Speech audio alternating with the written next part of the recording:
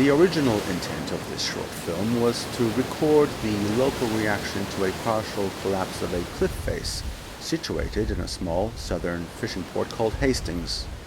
This event took place on the 3rd of January 2014.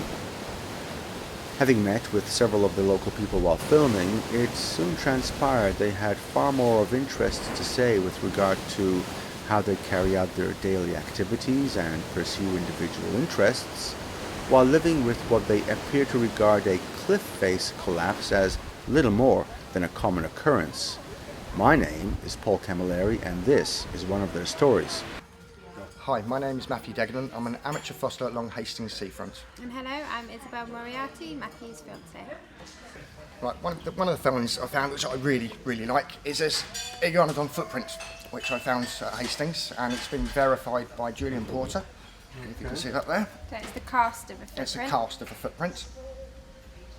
Probably my best finds that I've had along Hastings Beach was this vertebrae.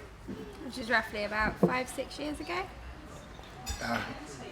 Joins together like that, and that's a Brontosaurus, and it would have been part of the neck bone area, and that's probably the best find I've found, and that again was verified by Julian Porter at Bexhill Museum, and Hastings Museum have also seen it and taken pictures of it, and this bone actually got me into the papers as well.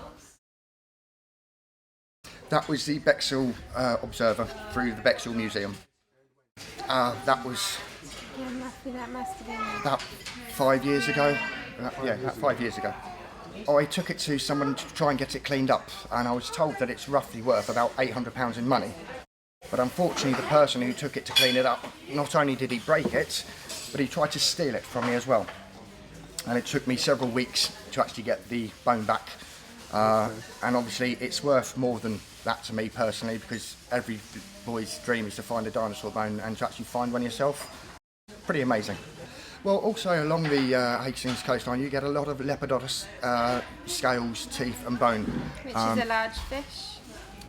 A large armour-plated fish, and this is one of the fins of the Lepidotus. And you can see the scales, armour-plated scales running down here.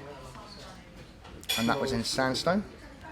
Only because, again, getting verification from Hastings Museum, and they've actually got a few other a few other specimens of the Lepidotus mantles and bone and teeth. So they come in layers of scales, so you get layer upon layer, because obviously it's an armour-plated fish, so the thicker the amount of scales, the bigger the fish would have been. They've got other, as I say, they've got other specimens in the museum, and this matches the other specimens they've got, and they've got actually a whole specimen of a Lepidotus armour-plated fish, and this actually matches exactly the same as the one they've got.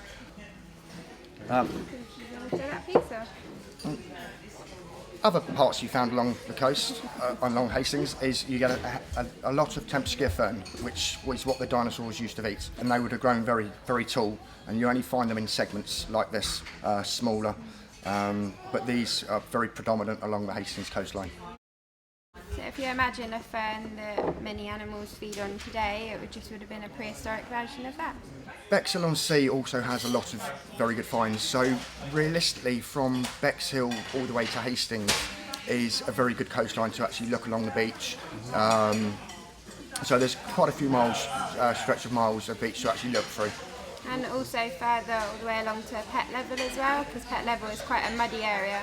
So everything has been preserved quite well, because obviously it's still in quite a lot of sand and sediment. I feel very lucky because it's nice to have someone to go down the beach with, safety reasons, and it's just nice to do things as a couple. You've got rock fallings, landslides. If you're not careful and you go too far along the beach, you can get cut off by the tide, so you do have to be careful. lately the weather's been quite severe, so the rocks have been cracking, and while the water's coming down, we've had quite a few rock fallings and a lot of debris coming down.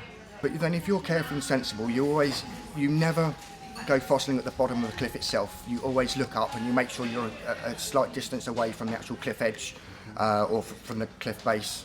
And you just look up to see if there's anything that is possibly going to fall, or if anything can just split off at any moment. You can generally tell if there's loose sediment up the top as well, and the larger the cracks get in the rocks, you know not to sort of stand under that bit, a bit further away. There's been several fossils I've actually found at the base of the cliffs, and yeah, there's a little bit of you that really wants to dig it out because you've just found something, but then you do get the little brain just clicks and thinks, well, this really isn't a sensible place to be hitting. First of all, if you're hitting things, it's going to vibrate and things can fall down. So it's hard to walk away from a fossil, but at the same time, I value my life. It's not me, Isabel will shout and scream at me and tell me to get away. Well, you end up halfway up the cliff face, and then I'm like, that's getting a bit dangerous now, it's time to come back. I get quite excited about fossiling, so sometimes you're like a little kid. I don't always look at the dangers completely, so it's nice to have Isabel with me to turn around and say, you're being stupid, move away from the cliff. You were the one who asked me, do you think it's safe to move forward? Now, you were asking me as the rocks were falling off the cliff. So if you were to tell me that you decided not to go forward, I just wouldn't believe it. He wasn't going to ask you. He wasn't even going to talk to you. I went, please talk to him, because he's probably been standing there for quite a while. He probably knows how bad it's going to be. And he was like, oh no, it'll be fine, we'll just carry on down there. I was like, that is the worst idea ever. When there's been a new rockfall, the best thing is to get down there straight away, because there are a few fossils in Hastings and they will get down there very quickly as the rocks come down, because new finds are hard to come by. So a fresh rockfall indicates new finds. So you're eager to get down there. Sometimes you don't always think about the necessary rockfalls coming down. I would love to go abroad. I've thought about that for a few years, about paying to go on a proper dinosaur digging in the States somewhere where they do find big bones. To be part of that would be incredible. It would be unbelievable. It'd be like putting all my finds and finding them all at once, and the excitement and joy. I just can't describe how that would be. To find a skull of a dinosaur or something like that would just blow me away. Absolutely blow me away.